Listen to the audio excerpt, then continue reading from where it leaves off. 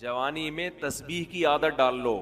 سمجھتے ہو؟ نہیں آ رہی جوانی میں کیا عادت ڈال لو؟ نبی صلی اللہ علیہ وسلم نے فرمایا، صحیح بخاری کی آخری حدیث، کلیمتان خفیفتان علی اللسان ثقیلتان فی المیزان حبیبتان الی الرحمن سبحان اللہ وبحمدہ سبحان اللہ العظیم.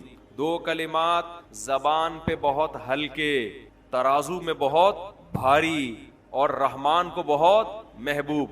ایک سبحان اللہ وبحمدہ، دوسرا سبحان اللہ العظیم. یہ آپ نے اگر جوانی میں اپنے آپ کو ذکر کا عادی بنا دیا، بڑھاپا بڑا اچھا گزرے گا. تو آج آپ نے اپنے آپ کو، میرے بھائی، اللہ کا تھوڑا تھوڑا اللہ کا ذکر کی عادت ڈالو. میں نہیں کہہ رہا آپ سے زیادہ نہیں ہوتا تو وحشت نہ تھوڑا کر لو. آج تھوڑا کرو گے، کل اس تھوڑے میں ایسی لذت ہوگی کہ اللہ اس مقدار کو بڑھا دے گا. حدیث میں آتا ہے سبحان اللہ والحمد للہ ولا الہ الا اللہ واللہ اکبر، یہ کلمات احب الی اللہ مما طلعت الشمس او کما قال صلی اللہ علیہ وسلم. سورج جن چیزوں پہ طلوع ہوتا ہے، ظاہر ہے سورج تو پوری دنیا پہ طلوع ہوتا ہے، ان تمام چیزوں میں اللہ کو سب سے زیادہ محبوب یہ کلمات ہیں. اور دیکھو اس میں اللہ کا کوئی فائدہ نہیں، اللہ کی آپ حمد و ثنا کریں، اللہ کا کوئی فائدہ نہیں. اللہ یہ چاہتے ہیں میرے بندے اپنی زبان سے میرا نام لیا کر. اللہ کو اس بات کی خوشی ہوتی ہے. ہمارے حضرت ایک شعر پڑھا کرتے تھے، یہ جو اہل اللہ ہوتے ہیں بڑی عادت پڑ جاتی، بار بار اللہ کا نام لیتے لیتے نا. میں تو انسان کو عادت نہیں، جب نام لیتا ہے بار بار ذکر، اس کا ٹائم اللہ کے ذکر کے بغیر پاس نہیں ہو. اس کو ایک کمی محسوس ہو، چائے کی عادت پڑ جائے، چرس کی عادت پڑ جائے، سگریٹ کی عادت پڑ جائے، نہیں ملے تو تڑپتا ہے نا. جس کو ذکر کی عادت پڑتی ہے، اس کو جب ذکر کا ٹائم نہ ملے تو اس کا دل پریشان ہوتا ہے، اس کو اللہ کے نام میں ایک چسکا آنے لگتا ہے. لیکن یہ پہلے دن نہیں ہوگا، عادت ڈالنی پڑے گی. تو روز آنا اس کا معمول بنا لیں، 100 دفعہ صبح 100 دفعہ شام تسبیح کا معمول بنا لیں. اس سے کیا ہوگا؟ ابھی شاید دل نہ لگے آپ کا، لیکن جیسے جیسے عمر بڑھے گی اللہ کے نام کا چسکا لگنا شروع. بڑھاپا بہت اچھا گزرے گا، اللہ کو یاد کرنے میں بات آ رہی. اور اگر ہر وقت دنیا کے تذکرے کرتے رہنا، ہر وقت ویڈیو گیم لے کے بیٹھے ہوئے، پب جی کھیل رہے ہیں، سانپ والا تو سانپ والا ختم ہو، اب آ رہا ہے سانپ والا. یہ میں آتا تھا سانپ لمبا ہوتا فل ٹائم ویسٹ. ہم پریشان ہوتے ہیں یار، ہمارے پاس کاموں کو نمٹانے کا ٹائم نہیں ملتا. ہم تو چاہ رہے کاش یہ دن 24 گھنٹے کے بجائے 48 گھنٹے کا ہو جائے. اور لوگ کیا کر رہے ہیں کہ وہ باقاعدہ ارادہ کر کے ضائع کر رہے ہیں ٹائم. ہمارے تو کام نہیں نمٹتے. جب ہم رات کو سونے کے لیے لیٹتے ہیں تو کہتے ہیں یار آج کا دن بھی گزر گیا اور کام ویسے کے ویسے. اور ادھر باقاعدہ ارادہ کر کے جو ہے نا ٹائم ضائع کیا جا رہا ہے کہ چلو ٹائم ویسٹ کرتے ہیں. ایسی چیز میں ٹائم گزر جائے نا جو ذہنی تفریح کا ذریعہ بنے تو بھی ٹھیک ہے. گپ شپ لگا لو دوستوں کے ساتھ بیٹھ کر. یہ کیا ہے یار، دماغ کو خام خا کا تھکا رہے ہو بیٹھ کے. تو اگر پب جی کھیلنے کی عادت ڈال لی تو جاؤ گوروں کا بڑھاپا دیکھو. اولڈ ہاؤس میں بڑھاپے میں سنوکر کھیلتے ہیں، کیرم بورڈ کھیلتے ہیں، لڈو کا نہیں مجھے پتا، یہ چیزیں کھیل رہے ہوتے ہیں بڑھاپے میں. اور ہمارا بوڑھا بڑھاپے میں ایک دن میں 20 پارے ختم کر رہا ہے. سمجھتے ہو کہ نہیں؟ وہ نماز میں دل بہلا رہا ہے، وہ تہجد میں اس کا ٹائم گزر رہا ہے. تو یہ کیسی عجیب بات ہے. آپ جائیں وہاں. ایک صاحب نے مجھے کہا کہ میں نے یورپ میں بڈھی عورتوں کو دیکھا، بڈھی عورتیں 5-6 بڈھی عورتیں بیٹھی ہوئی اور جوا کھیل رہی ہیں، تاش کھیل رہی ہیں. یار مجھے یاد آیا یار، ایک ہماری بوڑھی عورتیں مصلے پہ بیٹھی ہوتی ہیں، اللہ اللہ کر رہی ہوتی ہیں، آخری وقت اللہ کا نام لے کے گزار رہی ہوتی ہیں. اور ایک یہ بڈھیاں ہیں اور کیا کھیل رہی ہیں؟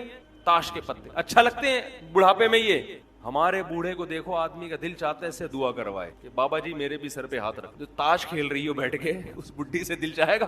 اسے تو آدمی نصیحت کرے گا کچھ اور کر لے.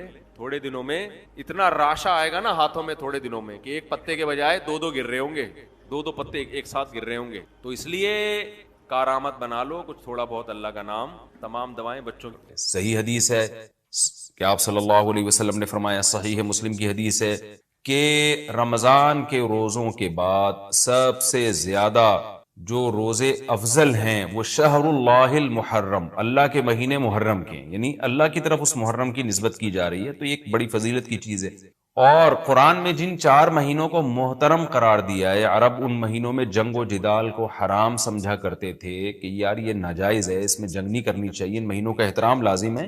ان میں 4 مہینوں میں محرم بھی ہے. محرم، رجب، ذی الحجہ، ذی قعدہ، ذی الحجہ، یہ 4 مہینے ہیں جو محترم ہے. لیکن ان میں پھر رجب بھی داخل ہے اور ذی قعدہ بھی اور ذی الحجہ بھی، تو یہ بھی ہے. اور 10 محرم کے روزے کی بڑی فضیلت ہے. آپ صلی اللہ علیہ وسلم نے فرمایا 1 سال کے گناہوں کی معافی کا ذریعہ بنتا ہے.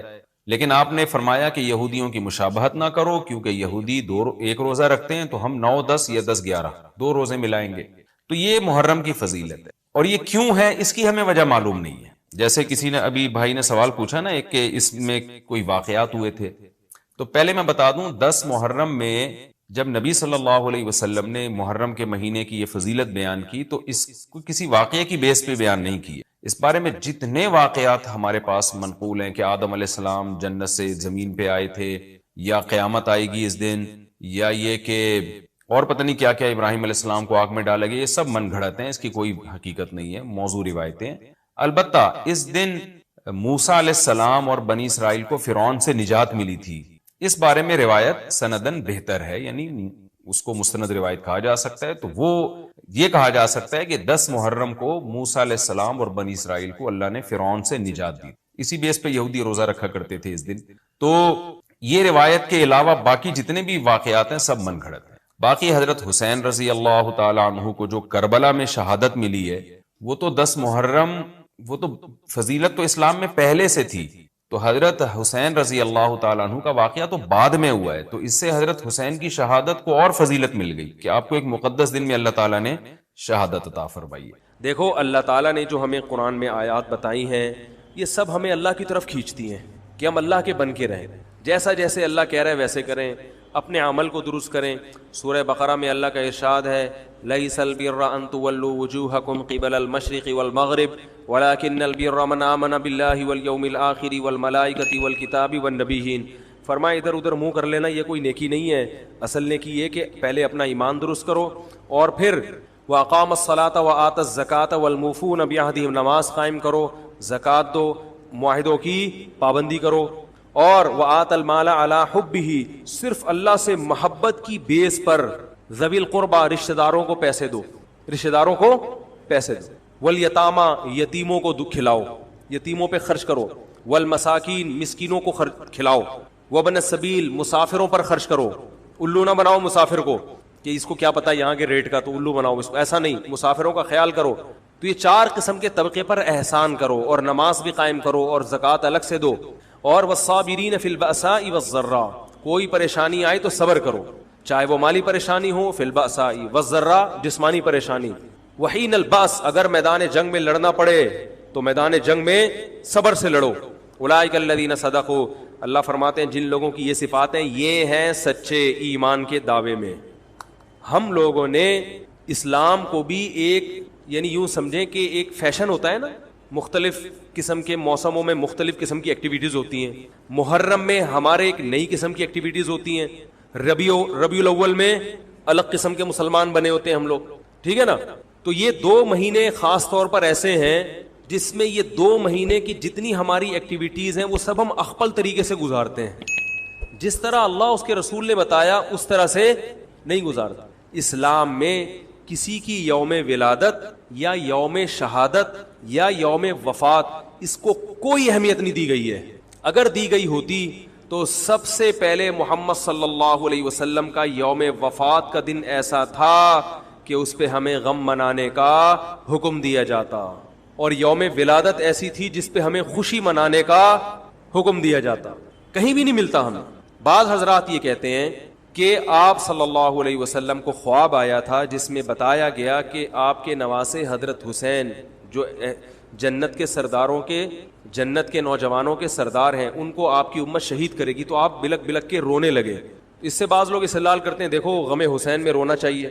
تو یاد رکھو نبی صلی اللہ علیہ وسلم کو جب اطلاع ملی آپ کو غم ہوا آپ روئے. تو جب بھی کوئی غم کسی کو پہنچتا ہے اس کی آنکھوں سے آنسو نکلنا یہ نیچرل ہے. تو ایسی خبر کو سن کے آپ کو رونا آ جائے تو یہ سنت ہے، اس میں کوئی حرج نہیں ہے. لیکن کیا ہر سال نبی صلی اللہ علیہ وسلم جس دن یہ خواب آیا تھا تو اگلے سال اسی تاریخ میں دوبارہ روئے، پھر اسی تاریخ میں دوبارہ روئے؟ بھائی جب غم کی خبر ملی تو روئے آپ صلی اللہ علیہ وسلم. حضرت جعفر طیار آپ کے چچا زاد بھائی، ان کی شہادت کی آپ کو اطلاع ملی تو بھی آپ کے آنکھوں سے آنسو جاری ہوئے. تو کیا اب حضرت جعفر کے غم میں رونا بھی سنت ہوگا؟ بولو نا بھائی. اگر آپ صلی اللہ علیہ وسلم حضرت عثمان کے دور میں زندہ ہوتے اور اس طرح بے دردی سے حضرت عثمان کو شہید کیا جاتا تو کیا آپ نہ روتے ہیں بھائی؟ تو پھر حضرت عثمان کی یوم شہادت پہ رونا بھی کیا ہے؟ سنت ہونا چاہیے نا. حضرت عثمان کی شہادت کی نبی کو اطلاع ملی تھی, وہ جھوٹی افواہ تھی. صلح حدیبیہ کے موقع پر آپ صلی اللہ علیہ وسلم نے حضرت عثمان کو قاصد بنا کے بھیجا, اطلاع ملی کہ ان کو شہید کر دیا. آپ ایسا درد اور ایسا غضبناک ہوئے کہ آپ نے 1400 صحابہ سے موت پر بیعت کی. تو جب آپ کو سچی مچی کی اطلاع ملتی کہ واقعی ابھی تو افواہ تھی, یقین نہیں تھا, جب آپ صلی اللہ علیہ وسلم کو حقیقت میں اطلاع ملتی کہ آپ شہید ہو گئے تو کیا آپ نہ روتے؟ آپ صلی اللہ علیہ وسلم کو اپنی نواسی آپ کی گود میں تھی, اس کا انتقال ہوا, آپ کی آنکھوں سے آنسو جاری ہوئے. صحابہ نے کہا یا رسول اللہ آپ تو ہمیں صبر کی تلقین کرتے ہیں, آج آپ رو رہے ہیں. تو فرمائیے اللہ کی رحمت ہے, یہ تو اللہ کی رحمت ہے بھائی, اولاد ہے میری. تو کیا جب حضرت وہ جو آپ صلی اللہ علیہ وسلم کی نواسی کے انتقال کی تاریخ آئے گی تو ہم سب روئیں گے بیٹھ کے؟ بولو نا بھائی. تو کہاں کی کہاں لگا دیتے ہیں. دیکھو ہر بدعت کو جائز کرنے کے لیے نا کچھ دلیل ہر ایک کو مل جاتی ہے. تو میں بار بار کہتا ہوں جو شیعہ حضرات ہیں ان کا مسلک ہے, وہ تو صحابہ کو نہیں مانتے, تو ان کا جو مسلک ہے ان کو کرنے دیں, ان کے کام میں ٹانگ نہ اڑائیں, نہ ان سے بحث کریں, نہ ان کے کام میں ٹانگ اڑائیں. بولے بھائی آپ کا مسلک ہے آپ کریں. میں کہتا ہوں جو سنی لوگ ہیں جن کے اصول ہی الگ ہیں ان سے, وہ یہ سب کیوں کر رہے ہیں؟ بھائی یا تو ادھر ہو جاؤ, شیعہ بن جاؤ. کس نے روکا ہے؟ کوئی گورنمنٹ کی طرف سے پابندی تھوڑی ہے, کوئی پابندی نہیں ہے. آپ شیعہ بن جائے کوئی نہیں روکے گا آپ کو.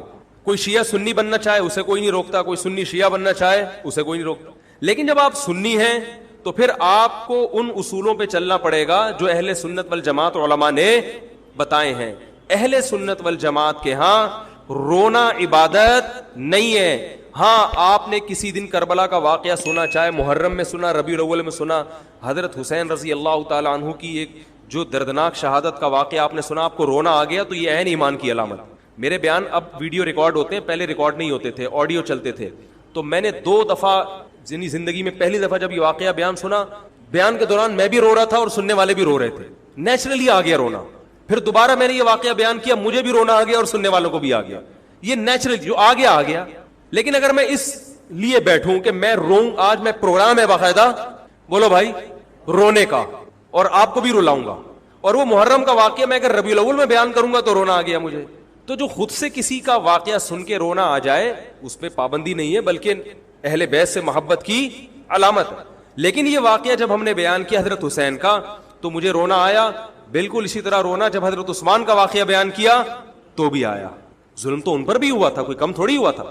بلکہ مجھے یاد ہے جب میں نے پہلی دفعہ نبی صلی اللہ علیہ وسلم کی سیرت پڑھی, بالکل چھوٹا بچہ تھا میں اس وقت, میری عمر 9 یا 10 سال ہوگی, اور وہ آپ صلی اللہ علیہ وسلم کی وفات کا واقعہ لکھا تھا. تو اتنے بچے میں تو اتنی سمجھ نہیں ہوتی, لیکن جب مجھے یاد ہے میں پڑھ رہا تھا تو مسلسل آنکھوں سے آنسو بہ رہے تھے. ایسا دردناک واقعہ نبی صلی اللہ علیہ وسلم کی وفات کا. تو وہ تو کسی کے بھی وفات کی خبر جب ہم سنتے ہیں تو نیچرلی رونا آتا ہے انسان کو. کبھی وہ انسان کوشش تو برداشت کرنی چاہیے, لیکن اب ہمارے ہاں واقعات سنا کے باقاعدہ رونے کے پروگرام ہوتے ہیں. یہ اسلام کی تعلیمات نہیں ہے, یہ اسلام کی تعلیمات نہیں ہے, کیونکہ اسلام میں صبر کا حکم ہے. جو خود سے رونا آ جائے نا انسان کو تو وہ ایک نیچرلی ہے. اور کربلا کا واقعہ صرف اس نیت سے بیان کرنا کہ تاکہ میں بھی روؤں آپ بھی رو, یہ غلط ہے. یہ اہل سنت والجماعت کے ہاں یہ اسلامی تعلیمات کے منافی ہے. سمجھ میں آ رہی ہے بات کہ نہیں آ رہی؟ اور کسی مخصوص دن کے ساتھ تو ویسے بھی خاص نہیں ہے. اور ویسے بھی شریعت میں صحیح بخاری مسلم کی حدیث ہے, آپ صلی اللہ علیہ وسلم نے نوحہ کرنے والی عورتوں پہ لعنت, نیاحہ کہتے ہیں چیخنا چلانا. آپ کو پتہ ہے زمانے جاہلیت میں جب کسی کی میت ہوتی تھی تو باقاعدہ پیسے دے کے عورتوں کو رلوایا جاتا تھا, پیسے دے کے. آج بھی بہت جگہوں پہ یہ ہو رہا ہے, پیسے دے کے رلوایا جاتا ہے.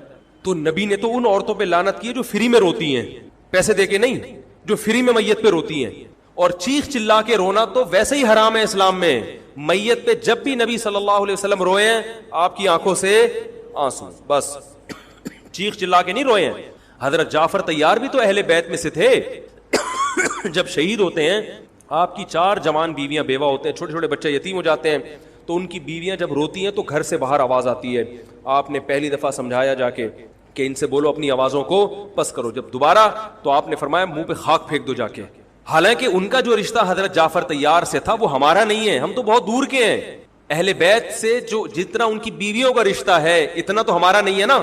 ان کو چیخ کے رونے کی اجازت نہیں دی. اور آج ہمارے ہاں کیسے ہوتا ہے, ہا ہا ہو چیخ رہے ہیں, پیٹ رہے ہیں. گریبان چاک کرنا اسلام میں حرام ہے روتے ہوئے.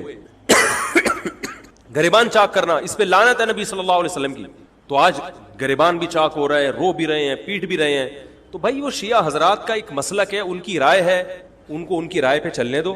آپ جو اہل سنت والجماعت کو فالو کرتے ہو تو یا تو ادھر ہو جاؤ یا ادھر ہو جاؤ, درمیان میلہ لٹکو. درمیانی آدمی کہیں کبھی نہیں ہوتا. درمیان کی جو جنس ہے وہ کہیں کی ہوتی ہے. وہ بیچارہ نہ مرد سے شادی کر سکتا ہے نہ عورت سے. وہ کہتا ہے یا اللہ اگر مجھے آپشن دیتا یا تو ادھر کر دیتا, یا وہ تو ایک اللہ نے آزمائش بنا دی اس کو بیچارے کو, وہ آزمائش ہے, اسی آزمائش پہ اس کو قیامت کے دن اجر ملے گا. لیکن اپنے اختیار سے انسان بیچ کا بننے کی کوشش کرے, یہ ٹھیک نہیں ہوتا. اپنے اختیار سے یا تو شیعہ بن جاؤ یا پورے سنی بن جاؤ. تو اہل سنت حدیث کی کتابوں کو فالو کرتے ہیں, اور جو ہماری بخاری مسلم ہے شیعہ حضرات نہیں مانتے ان کتابوں کو, وہ نہیں فالو کرتے ان کو. تو ہم تو ان کو فالو کرتے ہیں. اگر آپ کہتے ہو میں نہیں مانتا ان حدیثوں کو, تو پھر بہت ساری چیزیں اور بھی ہیں وہ بھی چھوڑ دو. پھر آپ سمجھ میں آ رہی ہے بات, پھر وہ بھی چھوڑ دو. تو ہم تو ان کتابوں کو فالو کرتے ہیں. ہمارے نبی صلی اللہ علیہ وسلم کے حکام ہیں میت پہ رونا پیٹنا منع.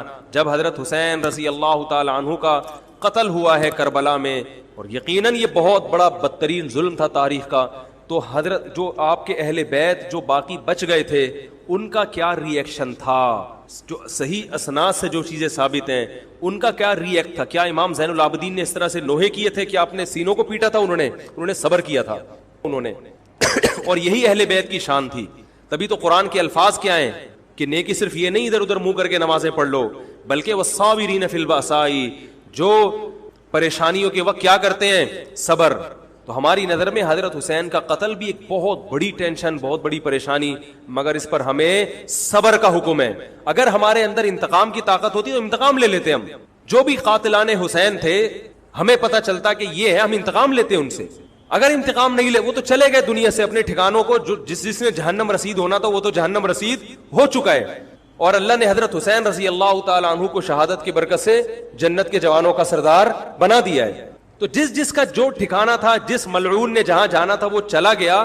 اب قرآن کیا کہہ رہا ہے, تلک امۃ قد خلت. جہاں بھی قرآن ایسے واقعات بیان کرتے یہ قوم تھی جو گزر گئی. لہا ما کسبت, جس نے جو کیا اس کا بدلہ ملے گا. ولکم ما کسبتم, تم اب تمہارے اعمال اللہ دیکھے گا.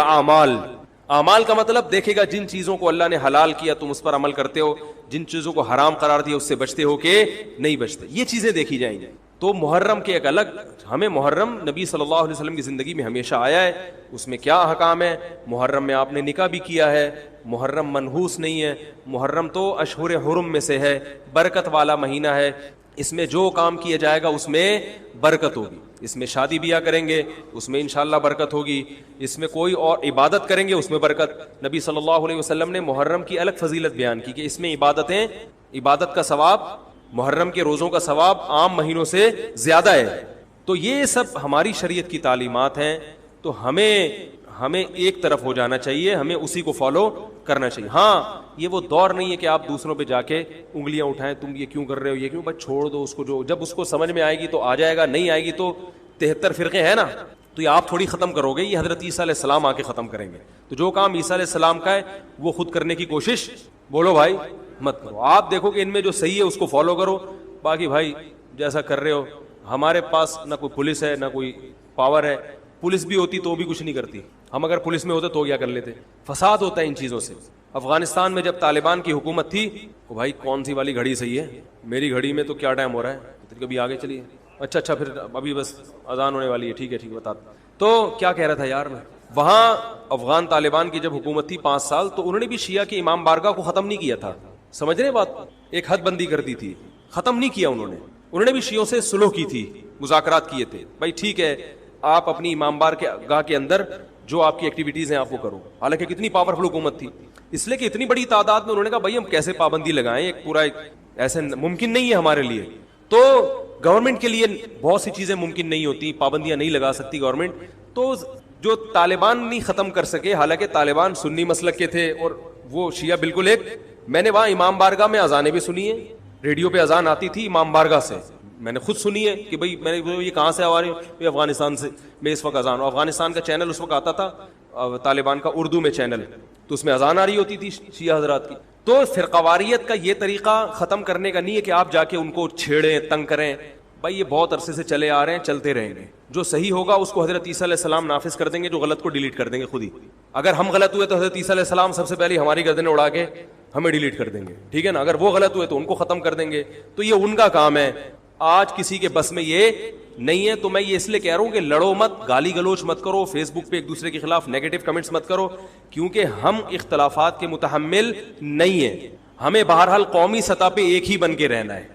پاکستان کے مقابلے میں جو ہمارے دشمن ہیں ان کے مقابلے میں ہمیں ایک بن کے رہنا ہے. جہاں تک مذہب کا تعلق ہے, بھائی آپ کا مسلک اجازت دیتا ہے آپ کریں, ہمارا مسلک ہمیں اس کی اجازت, ہمارا مسلک ہمیں ماتم دیکھنے کی بھی اجازت نہیں دیتا.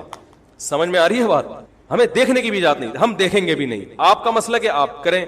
تو لڑنا بھڑنا نہیں ہے. میں صرف یہ کہہ رہا ہوں کہ ایک طرف ہو جاؤ, یا ادھر یا بولو بھائی ادھر ہو جاؤ. تو ہم یہ چیزوں کو غلط سمجھتے ہیں, نہ ماتم کو جائز سمجھتے ہیں, نہ رونے پیٹنے کو جائز سمجھتے ہیں. جس طرح سے رویا جا رہا ہے, کسی کو واقعہ کربلا سن کے رونا آ جائے, یہ ایمان کی علامت ہے اہل بیت. لیکن یہ کوئی سنت عمل نہیں ہے کہ باقاعدہ اس کو رلانے کے لیے آرڈر پہ بٹھایا جائے کہ چلو کربلا کا واقعہ سن کے رونا سنت ہے تو آپ بیٹھو تو رو. لفظوں میں اسلام کو ڈیفائن کیا ہے کہ کلو من الطیبات, پاکیزہ کھاؤ اور عمل بھی پاکیزہ کرو. تو جو اصل بات میں یہ محرم ہی کے حوالے سے یہ آیت کا میں نے انتخاب کیا تھا کہ جب آپ پاکیزہ کام کریں گے اور پاکیزہ کھائیں گے تو اس سے آپ لوگوں کو اچھے لگیں گے اور لوگوں کا دل چاہے گا کہ آپ جیسے بن جائیں. سمجھ میں آ رہی بات؟ ایک مثال دیتا ہوں. دیکھو کوئی بھنگی ہو جو بیچارہ ہر وقت گندگی میں رہتا ہو, اسے آپ سمجھائیں کہ یار اچھی زندگی گزارو, صاف ستھرے ہو جاؤ. آپ نے کسی دن اس کو نہلا دیا, بہترین کپڑے ڈیٹول سے نہلایا, سروس کروائی, کیونکہ ظاہر ہے وہ اتنے دنوں سے ایک کام کر رہا ہے تو وہ سروس کے بغیر دھلے گا نہیں. سروس کروائی آپ نے اس کی, خوب نہلا دھلا کے اس پہ اسپرے چھڑک دیا آپ نے, اور 3 دن تک کنٹینیو یہی کام کیا, تو آپ مجھے بتاؤ اس کو برا فیل ہوگا یا اچھا فیل ہوگا؟ کہے گا یار بڑا مزہ آیا. اس کے دل میں اپنے کام سے نفرت پیدا ہونا شروع ہو جائے گی. تو اچھی چیز میں, اچھی طہارت میں, پاکی میں اللہ نے اٹریکشن رکھی ہے. جیسے صاف ستھرا آدمی اچھا لگتا ہے, گندا اچھا لگتا ہے؟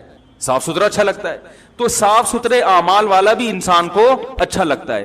تو اللہ تعالیٰ نے اسلام کو جو ڈیفائن کیا 2 لفظوں میں, اچھا کھاؤ اور عمل اچھا کرو. کیا مطلب؟ ایسا کام کرو کہ غیر مسلم تمہاری طرف مائل ہوں کہ یار یہ بڑے اچھے ہیں. تو کوئی ایسی رسم اسلام میں جس کو دیکھ کر وحشت ہوتی ہو, اس کا مطلب ہے وہ اسلام بولو بھائی نہیں ہے. کوئی بھی آپ ایسا عمل کر رہے ہیں, لیبل اسلام کا لگا رہے ہیں, مگر اسے دیکھ کر غیر مسلم کو گھنٹوں گھنٹوں سمجھانا پڑتا ہے یہ کیوں ہو رہا ہے, اس کا مطلب ہے کہ یہ اسلام بولو نا بھائی نہیں ہے. تو آپ مجھے بتاؤ محرم میں جو کچھ ہو رہا ہے, کیا یہ غیر مسلم کو اسلام کی طرف مائل کرے گا؟ یہ عمل ہے بھائی؟ یعنی کوئی غیر مسلم اسے دیکھ کے مسلمان ہوگا کہ یار ماشاءاللہ بڑا زبردست اسلام ہے؟ افسوس ہمیں اس پر ہے کہ دیکھو جن کا مسلک ہے, جن کا فقہ ہے, وہ جو کچھ کر رہے ہیں انہیں کرنے دو. اپنے بارے میں یہ فیصلہ کرو کہ ہم سنی ہیں یا شیعہ ہیں. فرقے شروع سے چلے آ رہے ہیں نا, شیعہ اور سنی, ختم کرنا تو ممکن نہیں ہے. تو حضرت عیسیٰ علیہ السلام جب نازل ہوں گے تو تلوار کی زور سے تمام فرقوں کو ختم کر دیں گے. تو جو کام عیسیٰ علیہ السلام کا ہے وہ خود کرنے کی کوشش نہ کرو, جو حضرت مہدی کا کام ہے وہ خود کرنے کی کوشش نہ کرو. ہم کسی فرقے کو ختم نہیں کر سکتے, لیکن ہم اپنے آپ کو ڈیفائن کر سکتے ہیں. ہم یہ بتا سکتے ہیں کہ ہماری رائے میں صحیح کیا ہے. تو میرے بھائی, نبی صلی اللہ علیہ وسلم نے فرمایا 73 فرقوں میں سے ایک جنتی ہے. تو یا تو ادھر چلے جاؤ, یا بولتے کیوں نہیں, ابھی نہیں بول رہے تو پھر عمل کیسے کرو گے, یا تو پورے ادھر چلے جاؤ یا پورے ادھر آ جاؤ. مجھے خدا کی قسم اس پر کوئی اشکال نہیں ہوتا کہ شیعہ لوگ ماتم کیوں کر رہے ہیں, شیعہ لوگ یہ سب کچھ کیوں کر رہے ہیں, وہ جو ہے وہ مرثیے کیوں پڑھ رہے ہیں. مجھے اس پر اشکال نہیں ہوتا. ان کے دلائل ہوں گے ان کے پاس, ان کے علماء ان کو بتاتے ہیں. وہ کب کہتے ہیں کہ ہم سنی ہیں, وہ کب کہتے ہیں کہ ہم صحابہ کو حجت سمجھتے ہیں. ایک چیز کا انہوں نے دعویٰ ہی نہیں کیا تو ہم ان پر وہ کیوں تھوپے ان کے سر پہ. لیکن میں آپ کی بات کر رہا ہوں, میں ان لوگوں کی بات کر رہا ہوں جو اپنے آپ کو سنی کہتے ہیں. تو بھائی پھر سنی ہو تو جو اہل سنت والجماعت کے جو چاروں مکاتب فکر ہیں, حنفی, مالکی, شافعی, حنبلی, اہل سنت کے ہیں نا, ان کی کتابوں میں کہیں بھی اس طرح کی کوئی چیز بولو بھائی نہیں ہے. ماتم کرنا اہل سنت کے ہاں جائز نہیں ہے. نبی صلی اللہ علیہ وسلم نے میت پر چیخو پکار کرنے کو حرام قرار دیا ہے.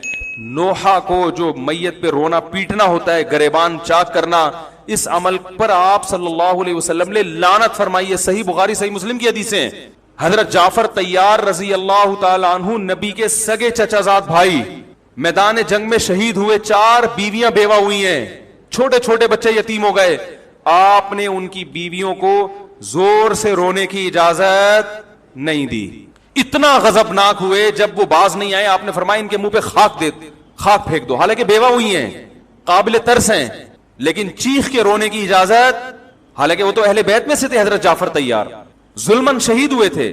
ہماری نظر میں حضرت حسین رضی اللہ تعالی عنہ کا قتل کربلا میں یہ تاریخ کا بدترین ظلم, اس لیے بدترین ظلم کہ آپ غیر مسلموں کے ہاتھوں شہید نہیں ہوئے, بلکہ ان لوگوں کے ہاتھوں شہید ہوئے جو اپنے آپ کو مسلمان کہتے تھے, اور مسلمانوں کی قیادت اس وقت ان کے ہاتھ میں تھی, حکومت ان کے ہاتھ میں تھی.